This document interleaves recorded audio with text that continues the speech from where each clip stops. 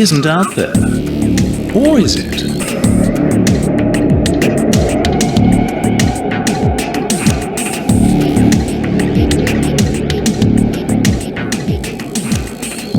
The annual UFO Festival in Roswell, New Mexico, attracts thousands of visitors each year to this remote desert town.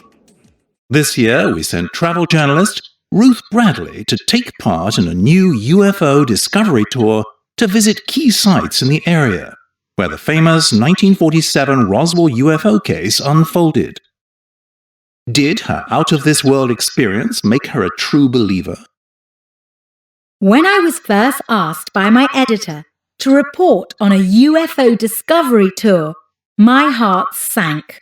I just couldn't understand why I was being sent. Me, a true skeptic. A few days later, I was greeted at the airport in New Mexico by the tour's friendly guide and the other enthusiastic UFO spotters in my group. We were driven to the hotel along busy freeways lined with UFO diners, UFO souvenir shops, and even UFO motels. Little grey aliens stared down at us from billboards and road signs with huge insect eyes. I couldn't help smiling at these amusing sights. If nothing else, I had the feeling I would be having some fun on this assignment. The following morning, we were taken to the spot in Roswell where a cattle farmer, Mac Brazel, came across some large pieces of metal and a huge hole in the ground on the 8th of July, 1947.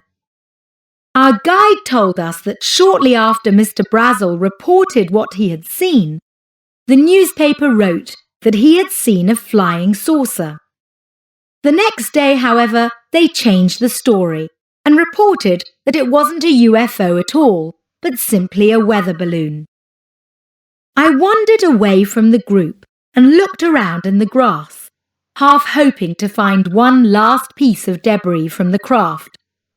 Instead, I disturbed an enormous rattlesnake and quickly made my way back. I had to admit, the story so far was fascinating, and I found myself looking forward to the next stage of the tour, where we would be shown Building 84. This was the huge aircraft hangar on the old army base where the remains of the strange craft were taken to be examined. It was an impressive sight. Eyewitness accounts later described the craft as unlike anything that had ever been seen on Earth. They said it was made of a material as light as plastic, as strong as steel, impossible to burn, and covered in strange hieroglyphics. Others described seeing alien bodies. The day ended with a visit to the UFO Museum, and I was fascinated by some creepy sketches of alien bodies on autopsy tables, which were drawn by a nurse working in the base hospital at the time. As we headed back to the hotel, I stared up into the starry night and couldn't help wondering if anyone or anything was looking down. The next day, we visited the town of Socorro, where in 1964, Lonnie Zamora, a respected police officer, reported an oval-shaped object with two small creatures inside. As he drew near, blue flames burst from the craft, and it soared into the sky. When Zamora came back with other officers, all that could be seen were burn marks on the ground and strange footprints. The locals in this area have many stories like this one, and I asked whether we were going to go back home with a UFO story of our own. "Wait until tonight," the tour guide told me. That night, we camped out in one of the Nevada desert's UFO hotspots.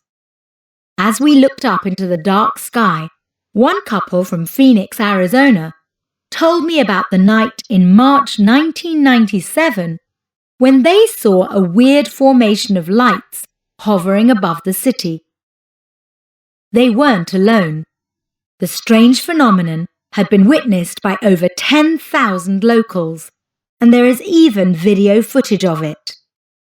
I was a bit disappointed that I saw nothing worth photographing that night. What better souvenir to take back to the editor than a photo of a real UFO?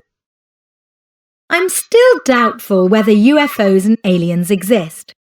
However, after spending a night under the stars in the eerie Nevada desert, I have to admit that if intelligent life from a far-off world decided to land on Earth, I wouldn't be at all surprised if this was the place they chose to visit.